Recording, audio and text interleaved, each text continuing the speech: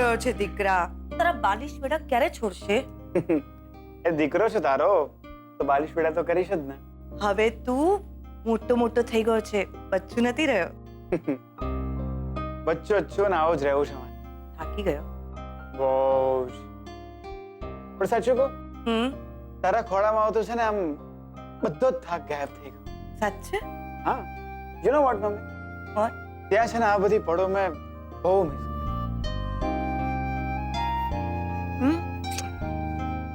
I love. I love you too બેટા. કેવો રહ્યો તારો દિવસ? દિવસ કેવો રહ્યો તારો? દિવસ દિવસ તો બહુ હેક્ટિક હતો મમ્મી. કંદોઈને મળ્યો, પૂજારીને મળ્યો, મંડપ વાળાને, ફ્રૂટ્સ વાળાને, વેજીટેબલ્સ વાળાને, પછી ઢોલ વાળાને, પછી દાદાના ફ્રેન્ડને, પછી સારું થયું દીકરા, તું આવી ગયો. નહીં તો તારા દાદુ એકલા પડી ગયા.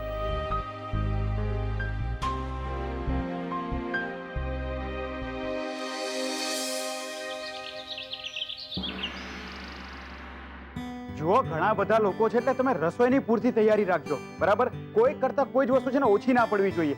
અને સૌથી મહત્વની વાત, પૂજાની સામગ્રી એ ના ખૂટે એનું પૂરતું ધ્યાન રાખજો, બરાબર? બીજું હું તમને શું કહેતો તો, હા, બ્રાહ્મણો માટે ફળાહારનું અરેન્જમેન્ટ કર્યું તમે? શું કરો છો તમે? સૌથી પહેલા એ અરેન્જ કરો. એમને ઉપવાસ હશે, તમે બાકી બધું જ કામ પડતું મૂકો, પહેલા એ અરેન્જ કરો, બરાબર? અને જો કામમાં છે ને કોઈ જાતની કચાશ ના રહેવી જોઈએ, પ્લીઝ, બરાબર? બાકી બધું હું ત્યાં આવીને જોઈ લઉં છું. બાય. દાદુ, દાદુ કેટલી વાર? હા, રહ્યો દાદુ, હું તૈયાર છું. ડન. ગજા, બધો સામાન ગાડીની ડીકીમાં મુકાઈ ગયો?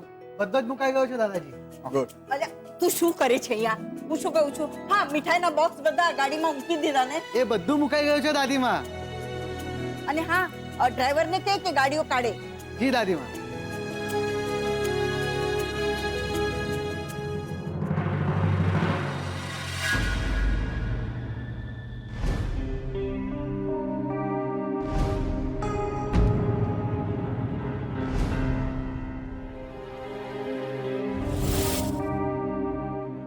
મમ્મી, તું આવી રીતના આવવાની છે? ના ના, હું નથી આવી રહી, તમે લોકો જાઓ.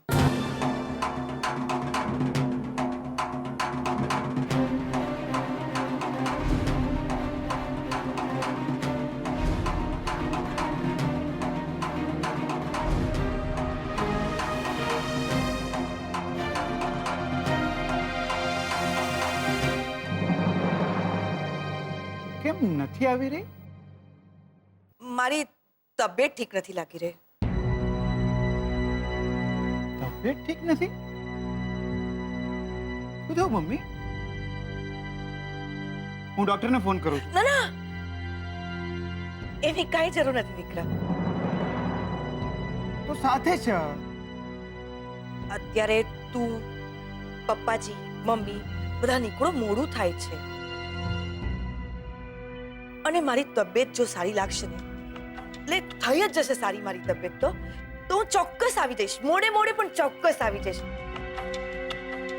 અને ઘરમાં ગાડી તો છે, ડ્રાઈવર પણ છે, હું આવી જઈશ દીકરા. ઓકે. પપ્પાજી, શોધનનું ધ્યાન રાખજો. ચિંતા નહીં કરો અંબિકા બહુ, એ મારું ધ્યાન રાખે એમાંનું છે. ચાલ. હું રાહ જોઈશ. હો.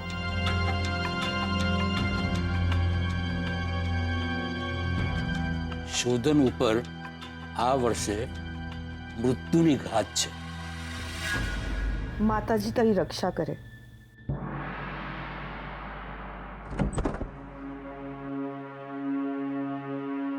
લક્ષ્મીબેન, તમે નીકળો પાછલા બહાનેથી.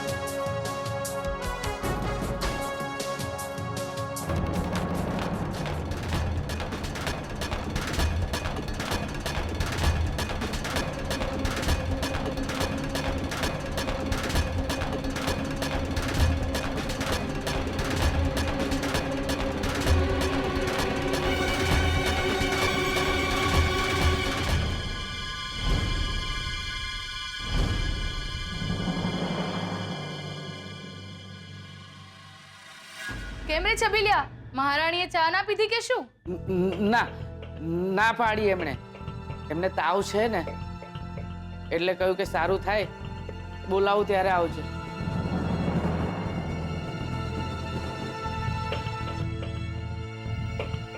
સૂતી છે મહારાણી.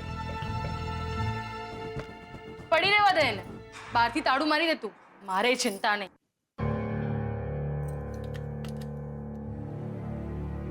છબીલિયા, બચ્ચી ગયો. ધ્યાન રાખવું પડશે. ચાલ બેટા, પાછલું બારણું અંદરથી બંધ કરી આવો.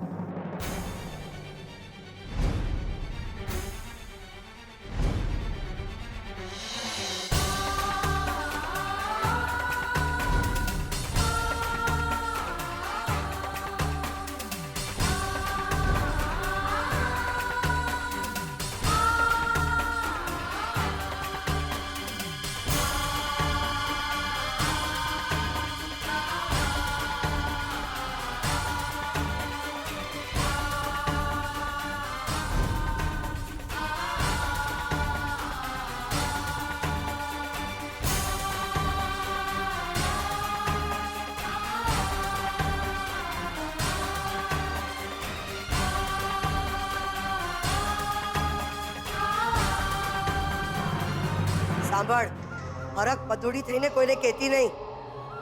અને હા, પેલીનું ધ્યાન રાખજે, બહાર ના આવી જાય. ને એટલું જોજે કે સાસુમાં સાથે ભજન ગાવા ના બેસી જાય. અમે બપોર સુધી આવી જઈશું, સમજી? તમે જરાય ચિંતા નહીં કરો.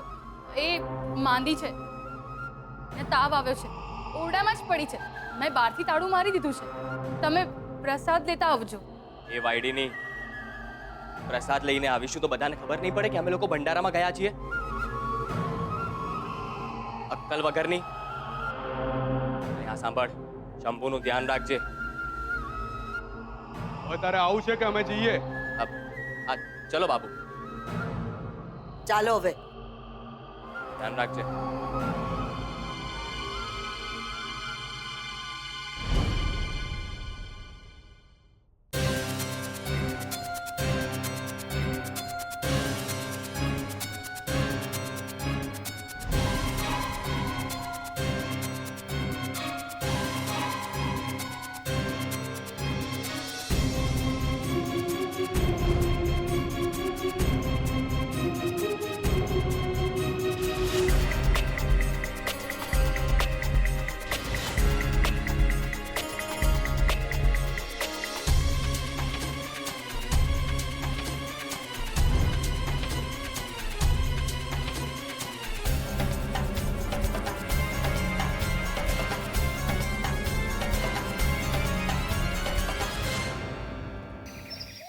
આવો આવો આવો.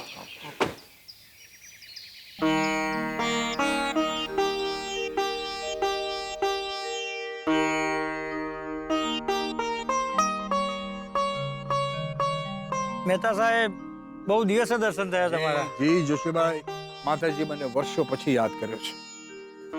આ શોધન નમસ્તે. મારા પ્રદ્યુમનનો દીકરો. જય માતાજી. પધારો પધારો, તમારા સૌનું સ્વાગત છે.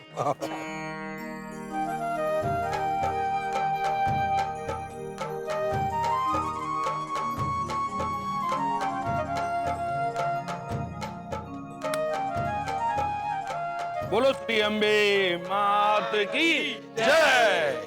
મહેતા સાહેબ, બહુ વર્ષો પછી લાવો મળ્યો છે તમને. હા કૃષ્ણભાઈ, માતાજીની મહેરબાની. આ તમારી જ દીકરી ને? હા, આ મારી દીકરી સારિકા. સગું કર્યું કે નહીં? હા, તમારા આશીર્વાદથી સુખી સંસાર છે.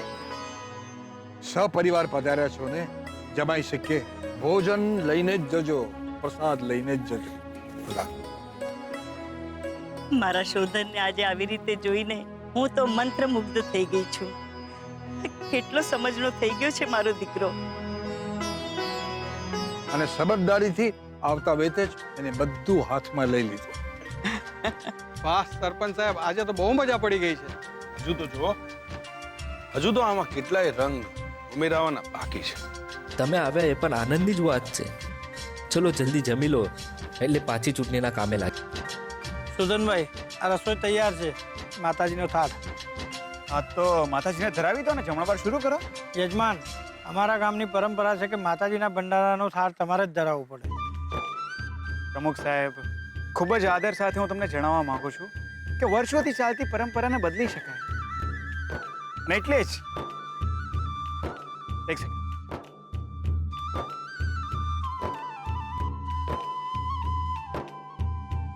અને એટલે જ આ વખતે ભંડારામાં એક કુવાસીના હાથે જ આપણે થાળ ધરાવીશું. પછી જમણવાર શરૂ થશે. આપો.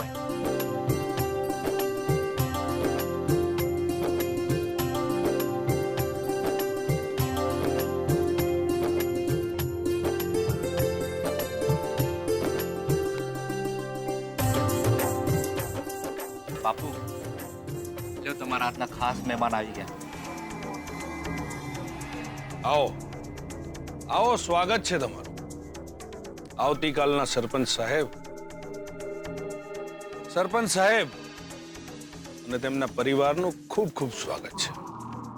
અને આજે જેનું ખાસ આમંત્રણ હોય એ અમારી લક્ષ્મીને તમે ના લાગે?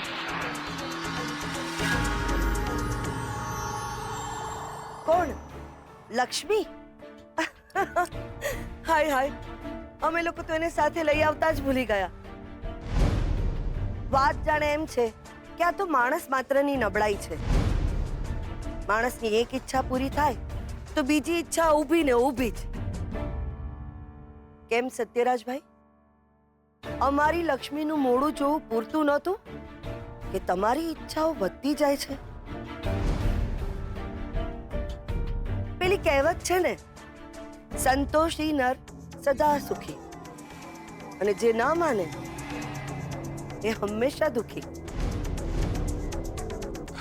કઈ વાંધો નહીં, અમારે મન તો આપ સૌ આવ્યા એ પણ આનંદની જ વાત છે. ચલો, પ્રસાદી લઈને જજો. આવો.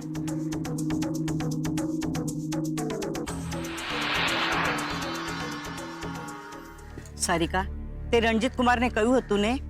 હા મમ્મી, મેં એમને 3 વખત ફોન કર્યા છે અને મેસેજ પણ છોડ્યો છે. તો જરા ફોન કરીને પૂછી જો ને કે હજી સુધી આવ્યા કેમ નથી. મમ્મી, એમના બધા ક્લાયન્ટ્સ છે ને ઇન્ટરનેશનલ છે. એ આવવાના પ્રયત્ન કરશે, પણ આપણે છે ને 99% એવું જ માનવાનું કે નહીં આવે. પણ આ કલ્પનાને જો ને, હજી સુધી એ પણ નથી આવી. હા, મેં કૈલાશભાઈને પણ ફોન કર્યો છે અને એમણે ફોન ઉપાડ્યો હતો અને કહ્યું કે અમે નીકળી ગયા છીએ. શું?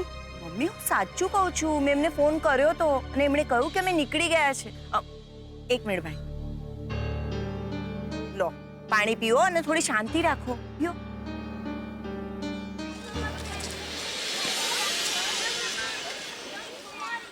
જોયું કેવો બિચારા જેવો થઈ ગયો તો સત્યરાજ. અને તમે તો એક પણ મોકો ક્યારે છોડતા જ નથી. આપણે ઉધારીમાં માનતા જ નથી. જે હોય તે રોકડું અને મોડા પર જ. ભાઈ શું વાત છે? દુશ્મનના આંગણે જમવાનું? ના મુરબ્બી ના, દુશ્મન તો ક્યાં છે મારી જિંદગીમાં. જે છે એ છે અહંકાર. અને અહંકારને જો કાઢી નાખશો ને તો દુશ્મન બી દોસ્ત બની જશે. અને આ તો રહ્યો આપણા ગામનો પ્રસંગ, હાજરી તો આપવી જ પડે ને. આને કહેવાય મોટો માણસ. મોટો માણસ એના મોટા વિચારોથી થાય. ત્યારે જય માતાજી, પ્રસાદ લઈને જમવાનું. બહુ મીઠું મીઠું બોલીને ગયા. હા માં, આ લોકો છે ને તો જ ચૂંટણી જીતી શકીશું. અને આજે જ મોકો છે. અત્યારે જો એને રોકડો નહીં કરીએ ને તો મારી તારા બાપુને સરપંચ બનાવવાની પ્રતિજ્ઞા પર પાણી ફરી જશે. તમારો મગજ તો બહુ ચાલે છે. હા માં, હવે તમે મને ફટફટ આજ્ઞા આપો તો હું મારા કામે લાગુ. માત્ર તું નહીં, આપણે ત્રણેય કામે લાગવાનું છે. અને અત્યારે જ કામે લાગવાનું છે. ભંડારો ભલે સત્યરાજને મળ્યો હોય, પણ એનો લાભ તો માત્ર ચંદ્રાને જ મળશે.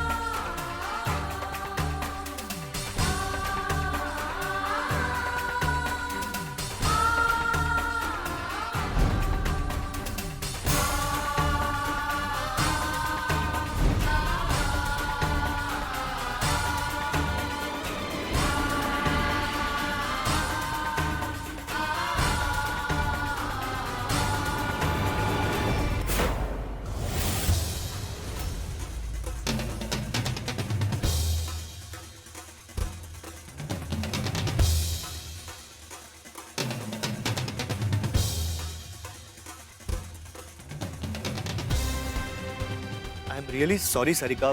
Sorry my foot. સારિકા મારી વાત. મને એમ કે ક્યાં હતો તું? મેં કહ્યું તો ખરું કે ત્યાંથી ક્લાયન્ટ આવેલા. પણ તું તો કેલિફોર્નિયા બોલ્યો હતો ને? કેલિફોર્નિયા જ. ક્લાયન્ટ કેલિફોર્નિયાના જ છે, પણ એમની ઓફિસ કેન્યામાં છે. 15,000 કરોડની ડીલ થઈ રહી છે. બધું ફાઇનલ જ છે. 15,000 કરોડ? આટલું ફેંકવામાં તને જરાય ડર નથી લાગ્યો? જરા તો સાચું બોલ. અને શેમાં શેમાં ઇન્વેસ્ટ કર્યા છે તે 15,000 કરોડ? કેલિફોર્નિયા અને કેન્યામાં કેટલો ડિસ્ટન્સ છે એનું તને ભાન છે? ભાન છે. હા, મને બધું જ ભાન છે. તું એક જ છે જેના મારા પર વિશ્વાસ નથી, સમજી? કેવી રીતે કરું? કેટલી વખત ફોન કર્યા તને?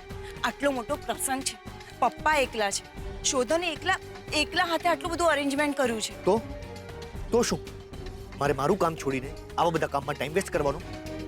અને હા, કેટલા રૂપિયા વાપર્યા? આટલા રૂપિયા તો મને આપી દીધા હોત ને તો ડૂબી જાત. જો, મારે તારી સાથે કોઈ મગજમારી નથી કરવી. અહીંયા મમ્મી પપ્પાને ત્યાં બેશરમ થઈને પડી છું ને તારી મોટી મોટી વાતો બસ. હલો, તો મેં નથી કહ્યું તને કે તું તારા બાપના ઘરે રહે? રખડવાનો ધંધો છે મારો. એક જગ્યાએથી બીજી જગ્યા અને બીજી જગ્યાએથી ત્રીજી જગ્યા. મેં તને કહ્યું કે ચાલ મારી સાથે, મને મારા કામમાં હેલ્પ કર, પણ નહીં. મને આ વણઝારા જેવી લાઈફ જીવવી નહીં ગમે. તો ભોગવ. અને હા, જો ખરેખર તું મને પ્રેમ કરતી હોય ને તો મારી સાથે ચાલ કાલથી જ. મને ખબર જ હતી કે તું આમ જ બોલશે. અરે કેટલા લોકો દુનિયામાં ઘર લઈને ફરે છે તારા સિવાય. અને હવે આવ્યો છે ને તો પ્રસંગ પતે ત્યાં સુધી શાંતિથી રહેજે અને મારી સાથે તો બોલતો જ નહીં.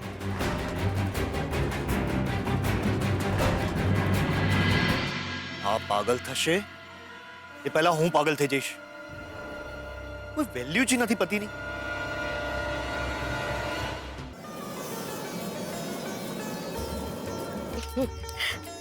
આલો લો લાડવા.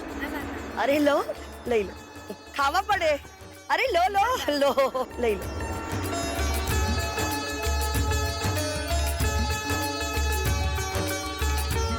ઇલેક્શનમાં નાની પણ ચૂક બહુ. અરે કમુબેન, કેમ છો? મજામાં. તમારો દીકરો એસએસસી માં છે ને?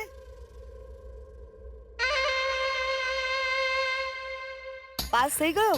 પાસ થઈ ગયો. હા હા, તો એક કામ કરજો, એના માટે ઘરે આવીને ઇનામ લઈ જજો.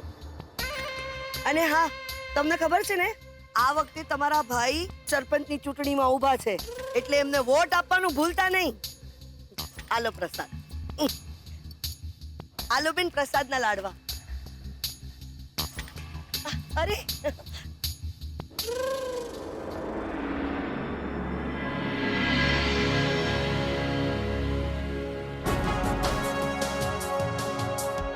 કેમ છો તમે? તમારી દીકરી સાસરે કેમ છે? મજામાં ને? આલો પ્રસાદ.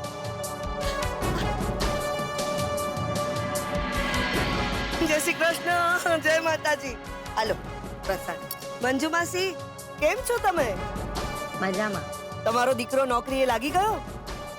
સારું સારું, આ પ્રસાદના લાડવા ખાજો. આને કહેવાય રાજ રમત.